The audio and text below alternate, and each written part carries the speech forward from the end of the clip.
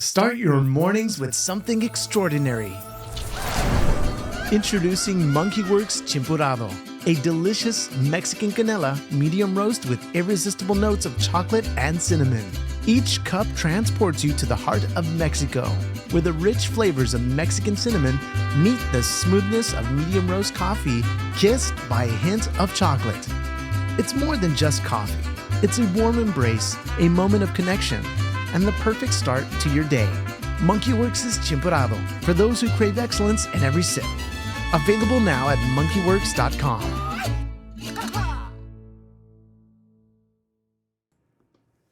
All right. Hey, welcome. This is going to be your SITREP. It is 11/21/2024 coming to you live here from the Monkey Lounge in the great state of Texas. And, well, today we're going to be talking Club K. Now, I haven't visited the Club K aspect in quite some time, but I think it is because we do have a lot of new followers. We have a large audience that really doesn't know what the Club K is. And I will tell you, it's not the only threat. There are multiple countries out there that have very similar systems. And so we're going to be taking a look at it. We're going to look at why I believe we have danger boxes down on the left coast, the southern left coast, as well as up the eastern seaboard, and where the reach can be even interior to our country. And so this is a very, very dynamic system, and we're going to go into the details around that. Also, we're going to be talking about what's going on with Russia and over there in, that part of Europe.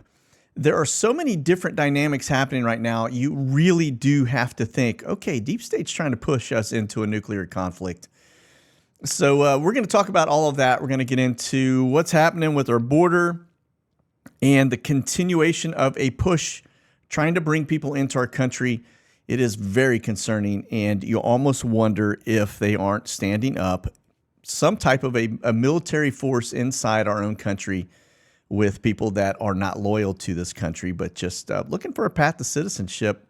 And we'll have to look at this closer.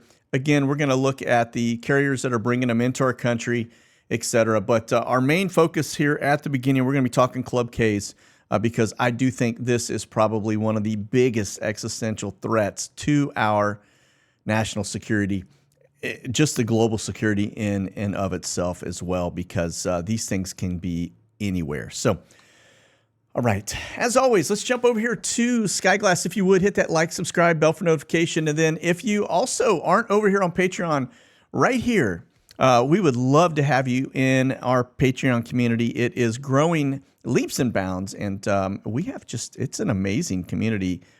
And the capabilities are there as from a comms perspective. And then also, we have a lot of different stuff that we show on Patreon that we don't show anywhere else. So if you're not over there, you're missing a lot of additional content and a lot of information that could become very helpful in the future. So, okay. Now we're sitting at 267 military aircraft up over the United States. If I bounce over to Europe, which is still quite active, and back it up just a little bit, and that does include the Russian aircraft. As you can see, a lot of Russian aircraft up.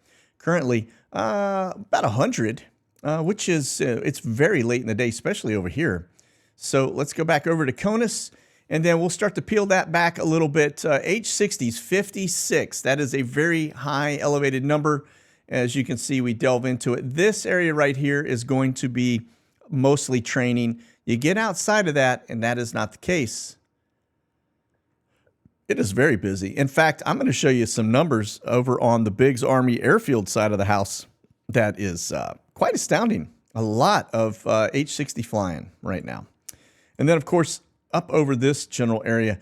Now, when the deportations begin, you will start to see a significant uptick, probably higher than we've ever seen here domestically, because they will certainly be using the H-60s to go in and grab people. All right.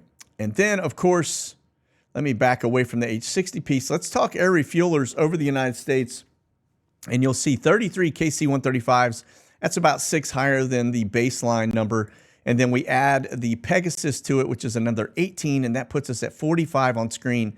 That is very elevated. And as you notice, it is coast to coast. All right, back out of those. And then let's just take a look at the last 3 days of air refuelers. And you're going to see that it has also been very busy, especially down off the southern Pacific side of California, out off the Gulf of Mexico. But there's that area. We'll talk more about that in the Club Ks and why I think they are really looking at this area here in just a minute. And then, I mean, the United States is just covered up. That's a big indicator of fighter activity. You can see into England and then in and out of Europe, all the way over to Constanta and all the way over. You can see the refueling going on over the Mediterranean, as well as some broken traces out over Iraq, headed towards Syria. And then we get over here to Japan and down towards Okinawa right here. You can see a flurry of activity coming out, but they disappear as soon as they get airborne. And then these over the, I think that's the Sea of Japan or the East China Sea. I didn't zoom in, so forgive me on that one. Okay, now let's talk intelligence. Again, very strange flight patterns over the United States. You can see kind of inside that circle is where they are really concentrating their efforts. Now, what are they doing? I don't know. But LaSalle Aviation is a big piece of that. You can see it's the Glex aircraft are operating out of Biggs Army Airfield quite heavily. Up the eastern seaboard, over across the drink. Now, this is what it typically looks like. You can see them circling Kaliningrad, headed down towards Constanta,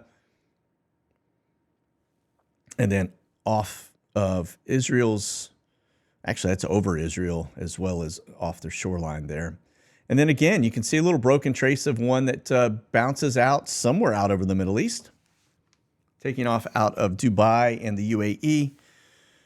Some stuff up into India, and then a little blip there, South Korea, and some stuff going on down in the Philippines and then down in Malaysia. All right, let's talk drones. I see some transitions from Dayton, Ohio, out to Southern California. And then you can see out over the water there along the border.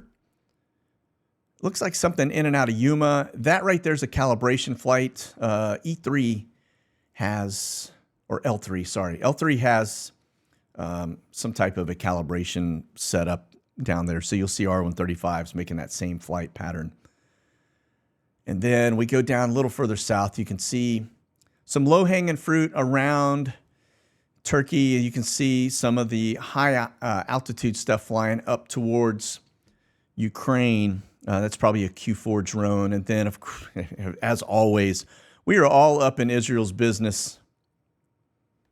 The interesting thing is the United States just vetoed the ceasefire that UN was trying to bring in for Israel.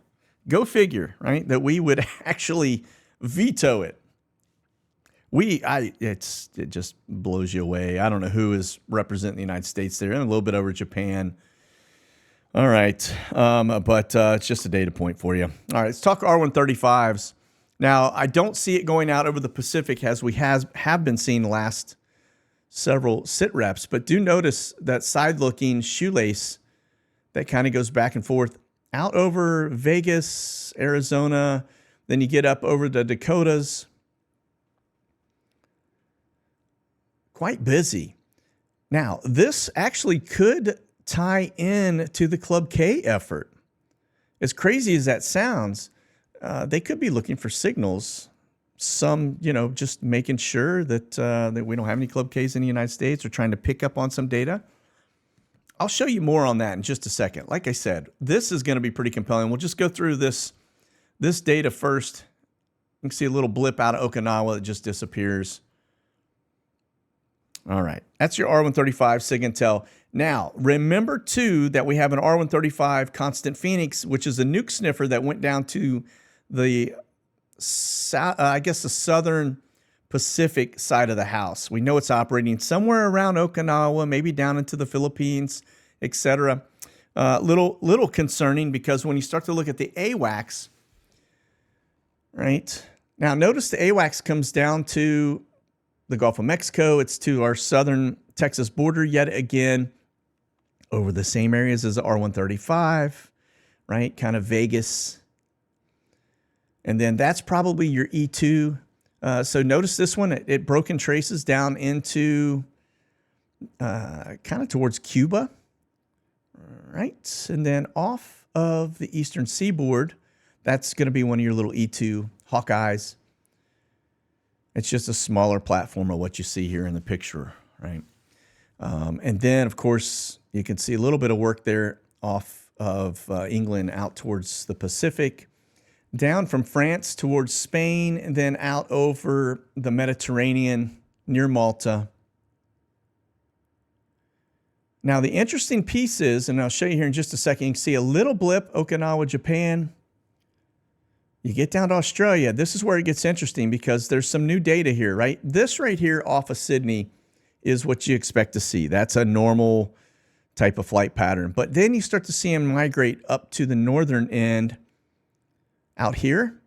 That's the same area that we just put the R-135 nuke sniffer in. So what is going on around that general area that has us so concerned? I don't know. Now, we did talk nuke sniffers last time. I want to bring this back over. This is nuclear security, right? We just need to have eyes on it. Notice that one near Vegas. You got it out near Beale, Sacramento kind of area. Then notice the same spot right down here into the nuclear area in Georgia, South Carolina. It's in Georgia, actually, but it's right pretty close to the border. And then up near Seattle, Tacoma. Now, that's nuclear security. So now you take that away. Let's go over to the sniffer. And I'm going to show you last 3 days, they're still in the same area. So if you live in this area, you need to have your Geiger counters flipped on. So if there is some kind of a spill or some kind of activity, you got at least some kind of heads up on it, all right? Because the government, what they're going to do is come out and tell you after the fact, right? Or while it's happening, which, I mean, hours could save lives, right?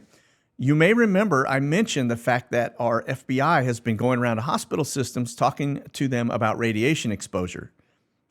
So, you know, how to handle it, when to toe tag somebody if they've been exposed, etc. So that's a pretty big worry for them, right? Okay. So let's do this. I'm going to show you actually two more things here. We talked about, let's talk C-17s for a minute, then we'll get into the news.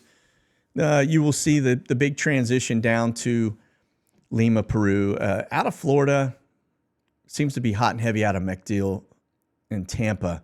And you can see the stuff going down that's all tied to flashbang and Lima, Peru, as well as Rio de Janeiro. And you get over to Europe, and it is quite light for 3 days, but you do see the one going to RZE Poland. That's a forward operating base, which is very active right now. That is also very concerning. And of course, you can see around kind of near Morocco, around the Horn there of Gibraltar, in and out of the Middle East. So Doha, and then down here into South Africa, just north of Johannesburg, you can see a C-17 headed down to that location too. Now, the Brits have been down there recently, as well as the Germans, okay? All right. And then Asian Pacific is kind of getting a little more active. Like I said, we got a nuke sniffer that's down there. I'm seeing the Australians kind of push things up into that same general area. So they are obviously concerned about something, all right? Okay. So that's the C-17s. And then this will give you a little bit, well, actually, we'll come back to the Ruskies. Let's just get into what's going on with the news because, again, this is getting a little concerning. We've talked about the Club K missile system in the past, but we have a lot of new followers never heard of this before. So I want to bring this to your attention so that you are educated on what exactly it is, how we got there, and let's start out. This is going to be, first and foremost, this ties into Club Ks, right? Because this is the system, this missile system right here, or this cruise missile, is one of the many missiles that the Club K system can carry. Now, notice here, Russia deploys 24 ships with caliber missile carriers to the Black Sea. That's a big concern because when you start talking about controlling the Black Sea, that shuts off the port to Constanta, et cetera, which is where they probably, it's the only port that Ukraine can actually use. And I'll let you just read between the lines on that one, all right?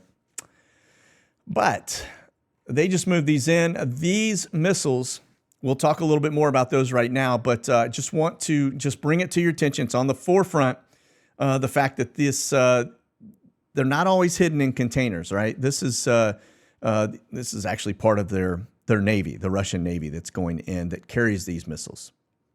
Those missiles, by the way, can be nuclear. They can be conventional. They can be biological, chemical, all kinds of things. But these are cruise missiles, okay?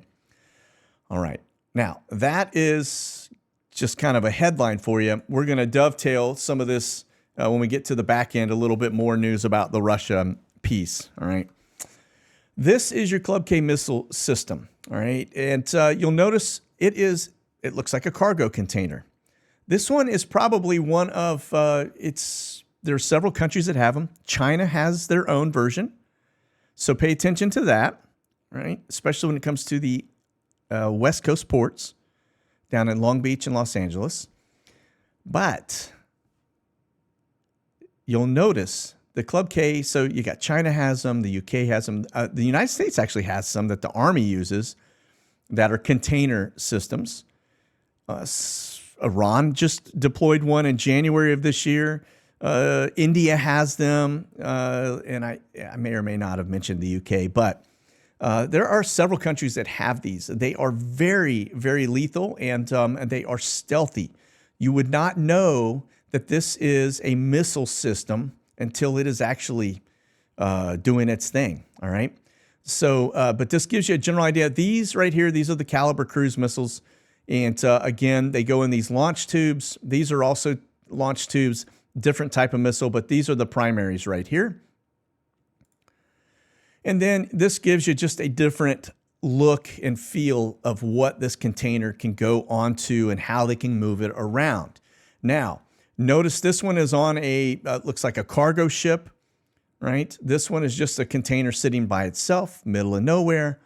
This one is on a rail car. This is on a semi-truck. You could pass these on the street. You could walk up and touch one. You would never know the difference, all right? This is what they look like. You can see this is a container sitting in a sea of other containers. This is one being moved. It's on the back of a semi-truck. You notice it's just out here in the middle of the woods, right? Now, the interesting piece to this, let me take you on over. This is what, some of the container ships that would look like. The range, you've got the Chinese has a cruise missile that they can put on these ships as well. 340-mile range, 2,300 miles an hour. And it looks just like a normal container, all right? It'd just be a top load. You can see these right here where they're top loaded and all of a sudden, boop, they just pop up.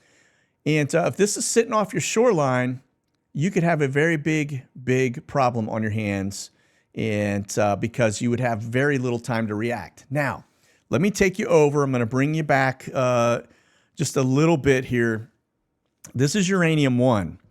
Now, this becomes very important because if you look just below Bill Clinton's image, kind of left to center, or maybe, yeah, it should be left to center on your image as well, in the Clinton Foundation. Now, why is that important? Well, if you go down just below Bill Clinton, you'll see a guy by the name of Dr. Jafar, all right? The Jafar family, if you know anything about them, the main Dr. Jafar was Saddam Hussein's nuclear scientist. They also own a company called Gulf Tainer. Gulf Tainer, through the Clinton Foundation, was given a 40-year lease called Project Pelican that operates out of Cape Canaveral port, all right? They also have an operation up in Delaware, but that has since been turned back over, probably because it was too close for comfort. But this has been ongoing since you're talking about the Kenyans days, okay? So ever since Barack Obama was in office, he allowed this to take place. Now, these containers, they could roll right up. They could take them off. They could put them on the train, a rail system, a semi-truck, anything, and bring them into the interior of the United States. Why is that important? Well, it doesn't just stop with Gulf Tanner, because if you look at the ports that are operating out of Los Angeles and Long Beach, the Costco, and it's not Costco in terms of where you get groceries and stuff. It's a Chinese company, which is a shipping company. They operate out of those two locations. If you wonder why the fentanyl is rolling in so easily, you wonder why you have spec ops teams coming in the middle of the night in Long Beach in helicopters and raiding things, and then quietly just saying it's an exercise. That's why. Okay. Human trafficking, there's a lot of different dynamics that happen there within those ports because the Chinese basically have free reign there. All right. So this, again, it doesn't have to be a Club K missile system. It can be the Chinese missile container system.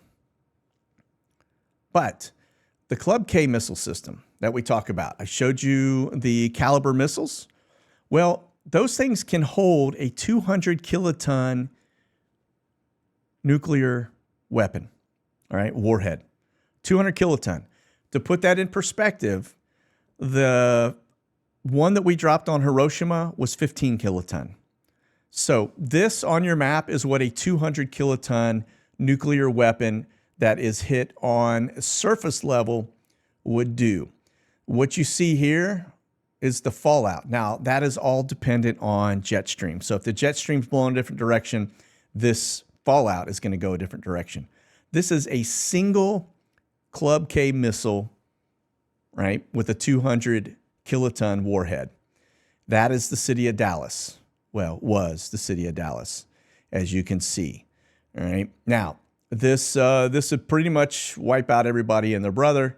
But let's go. You got heavy blast radius, right there. That's the white circle you see lighting up on your screen.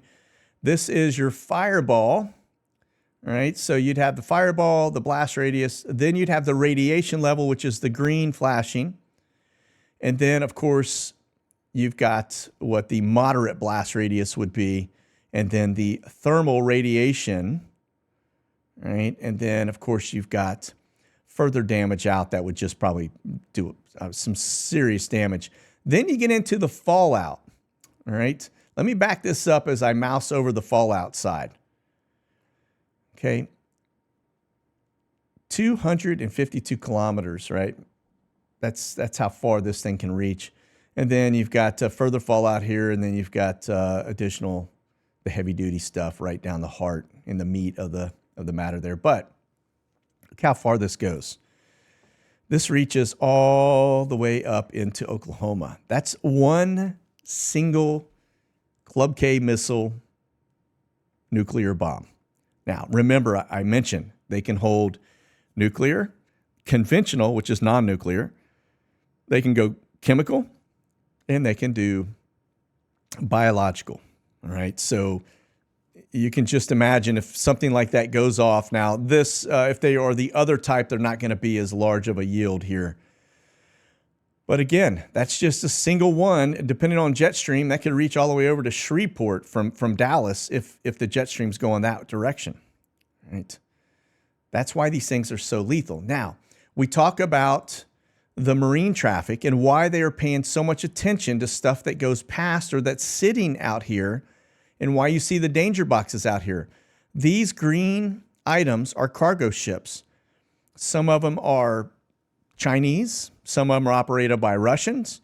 And it doesn't just stop there. You get over here to this side, they're all inside the Gulf of Mexico, all up and down. I mean, look at the amount of ships. Any one of these could have a container missile system on it, whether it's Chinese, Russian, or anybody else, Iranian for that matter, okay? Now, we talked Black Sea, and I just said, well, look, right here, you got the Russians just put 24 military vessels into the Black Sea. Well, you can also notice that the flow of goods into Russia here, it's pretty consistent. It comes right through this little pinch point, and then, of course, it runs right up here to this major port for the Russians. But now they've got all these vessels in. This is Constanta up here. This is Constanta. This is the only port that they're able to get Ukrainian stuff in and out of. They maybe there. It does look like there's quite a few cargo vessels up here now, but I don't know that Ukraine runs this. But anyway, it's actually, sorry, it wouldn't be Ukraine anyway, it'd be Romania. But remember, Ukraine is the #1 corrupted country in the world. The #1 human trafficking country in the world is the United States, even though we like to say it's Belarus, but the reality is it is the United States. But if there was any human trafficking going on, it would probably be in these two ports right here that they bring out, push through, and then they're off to the races, right? But, okay, now you get over to this side. We talk danger boxes, and why is it so, so frequent in terms of we're out here with signal intelligence. We've got the nuke sniffers out here. We're trying to gather and figure out what's passing our shorelines as it goes down into Mexico. Keep in mind, too, they have the Chinese and the Russians bring stuff into the Mexican ports. They could very easily, because Mexico is very corrupt as well, they could put that stuff on semi-truck and park it right on the other side of our borders in here, and then all of this stuff would be within range. All right, so that's why you see this. Let me just see what this box is out of curiosity while we're parked on it. And it doesn't say, it's just, oh, another danger area activated.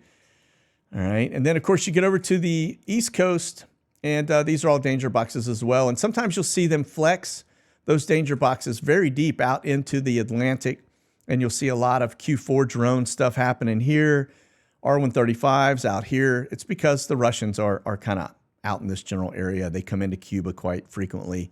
And then, of course, they're down here into South America. All right, now let me just break in. We got Sweden still got their exercise box going on. And then this is a missile box here as well. Around to the north of England, very active. And then danger boxes off of France. And then, as you know, the usual stuff we see. Okay, moving on. Now, check this out. Texas offers 1,400 acres to Trump administration for criminal migrant detention deportation center. So this looks like they're going to start staging the deportation stuff here in terms of kicking them back out of the United States. Wait and see what happens. But I always worry when you start to see these camps stand up, in addition to the ones that are already here. They are everywhere. All right. Now, we go over here to this side. You will see that we have quite a few. This is the Omni stuff, as always, right? But you'll notice when you get down into Omni, look at the amount of flights into Central America. They're picking them up. They're flying them back into our country, and it's an uptick. So they are basically accelerating their efforts just before Trump comes into office. I told you they were going to do this. Shouldn't be surprised. Right, and then you can see them up into Finland and Norway, Sweden, down into, well, that's going to be Ramstein, which is their main operating hub out of that location, but down into the Middle East, right? They pick them up in Kuwait and Doha and Qatar and UAE, all right? Now, that's Omni. Let's go look at Global X. And last 3 days, and by the way, that was the last 3 days of Omni. So you see the amount of flights, right? Bringing illegals straight into our country. Of course, they're flying some troops around too. Alexandria, 72-hour holding facility. That is hopefully exfilling bad guys. But just notice you see the flights that go down to Guatemala and Nicaragua, that general area, Central America, right to our borders. And then you get them up here. They're into Topeka, Kansas, right? Milwaukee, Toledo, Ohio, Virginia. All right, that's Global X. Okay. All right. You see what we're up against here. This, I think, is probably our biggest risk of things going hot. All right. Okay, now here's another one for you. DHS to funnel 65,000 more foreign workers into blue-collar jobs. So they're giving them visas to come in, H-2B, foreign visa workers into these jobs. They're taking them, that's taking jobs from us, all right? It's not that Americans don't want to work. We do want to work, but they're giving these jobs to these folks because they want to take lesser wages. And again, it's just breaking down the fabric of our society. And then look at this. Here's your Bohica. All right, Biden pledges a record $4 billion to the World Bank for the poorest of companies, just giving your money away. How many countries do you think are going to come to our rescue when our economy collapses? I would venture to guess 0 would be the number.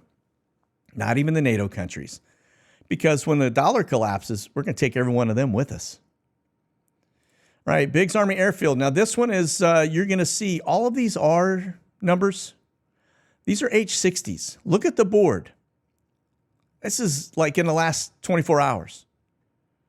Then, of course, you've got 747 coming in from Frankfurt. You've got a 737 coming in from Tucson. That's their home operating base right there, Sierra Pacific. And then just notice Sun Country's headed up to Fort Dix. That is where all the Afghanis are going, probably picking up some folks, bringing them back. These are inbound. We got one from Orlando. That's probably deadheading in. It's an Airbus. And then that one as well. And then, of course, where do they go from there? You've got them leaving and going to Montgomery, Alabama. You more than likely are getting, if I had to guess, this is illegals coming in. They're rehoming them. Same thing with Kansas City, Missouri. And then this Atlas headed down to Houston. Probably a rotation. That aircraft will probably end up down in Guantanamo Bay. All right, there's your Sun Country, Fort Dix. Okay, now this is leaving Washington, D.C. I just want to point it out. This is an AN-124. It's the largest cargo jet in the world, and it's heading over to Leipzig. And but AN-124, more than likely that's bringing some missile systems in to a forward operating base there. Okay. All right, let's move on. And then this is your Camber flights. Ramstein back over here to the U.S. And then you can see this one leaving Fort Benning, headed to Sofia. So this is taking troops. Again, we seem to be putting a lot more troops moving right now into the Middle East, into Europe. And when I show you some of the news articles on the back end of this, you'll see, I think, why that is going on. I do think they're trying to push us into a global conflict here, all right, before Trump gets into office. All right, and the RAF, just one flight. I don't even see them on the map, but looks like they are cycling through. We had a bunch earlier, and all of them going into the Middle East and Europe. And then this is the Germans.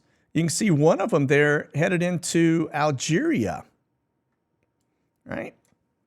The rest over Germany. That's the German Air Force, by the way. And then this is going to be, this is Ramstein. And the blue, by the way, this is snow, right? It's snowing like mad over there right now. Oh, let's see. Now, you got a Trip 7 coming in. That's going to be troops. And then you've got German Air Force in and out. Let's see what else. C-17s, base commanders, and and then some C-130s. So pretty active over there in Ramstein. Now, this is going to talk a little bit about this, the British Storm Shadow missile, but we also see ATACMS and HIMARS. So this is the Brits, this is the Americans here, HIMARS and ATACMS. It just gives you the range from Ukraine, how deep we can strike. I mentioned the other day, I think I was talking about the range on some of these like ATACMS. I think it's actually a little further than what I thought it was, but it's a 186-mile range into Russia. And then the Storm Shadow cruise missiles, 150 miles, and then HIMARS, it's only 50 miles. So it's a little more of a close range. And then this is just tying to the markets. So when that stuff started popping off, this is what that the Storm Shadow missile looks like from the Brits. Again, they launched 12 of those. Plus, we had ATACMS that just got launched into the interior of Russia. We are trying to go to war with them, and NATO assets are actually starting to get further engaged in this, which is not good. And then on top of the $4 billion that Biden just committed on your behalf, that'll all take place after he leaves office. the U.S. to send more weapons to Ukraine worth $275 million, including rockets, artillery shells, anti-tank weapons, etc. Yeah. Unbelievable. The gift that just keeps on giving, folks. And then this is RZE. There is a slight uptick. You're going to notice as we go through it, you've got NATO in here. You have an AN-124 coming in. Again, large cargo, probably bringing missile defense systems. And then you've got Camber flight coming in, 747. You've got a base commander in, another Camber flight. The Brits are in there. So I'm seeing a very significant uptick in RZE Poland, which is a forward operating base. Again, this is Ukraine. That's not a good sign. And then, of course, this. As we launch ATACMS and these shadow storms from the UK in terms of the missile type systems, all right, Russia launches one of their ICBMs at Ukraine's region. It's the first recorded combat use. And you can see the size of this thing. It is absolutely massive.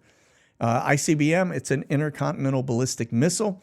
If you want to know why we just parked the THAAD missile system in Israel, it is because of the ICBMs. That's what it's used for. All right. So that tells you we are worried about something in the region that from an ICBM perspective when it comes to Israel.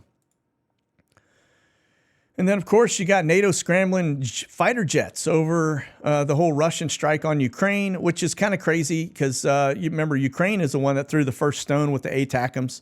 But then all of a sudden, Russia yesterday launched a bunch of bombers. They did a whole bunch of different things and started hitting things near Kiev. And then I think Poland got a little concerned that this thing could elevate pretty quickly, decided to launch some fighter jets. All right. Now, one of the last things we have to pay attention to this. This is a little more concerning because of where it's actually headed. The U.S. Navy is actually bailing out of the Middle East with their last aircraft carrier, and the fighting still continues. But the USS Dwight D. Eisenhower has left the building, folks, and not good because I think it's actually headed to the Asian Pacific side of the house. So eyes on that. I don't know how long we're going to have a little bit of a gap there. There must be something else en route, but it's not being reported yet. But it also tells you that we've got enough stuff from a land-based perspective that we can allow this to actually happen. All right. Either that or it's just a stupid move that we left a gap in that we should not have done. Nothing more would surprise me, especially with the current administration. So, all right. Well, listen, that's going to do it for SITREP today. I did go a little bit over, but I hope you have a fantastic rest of your day. And if you're over on Patreon or in the live chat, just stand by. We'll get the Q&A started here in just a minute. And again, over on Patreon, we will have our usual stuff coming out, the Monkey Minute, as well as Under the Radar, which is a SITREP light type of thing over the weekend. So that's it, you guys. Keep that powder dry. Stay frosty. We'll talk soon. God bless. Monkey out.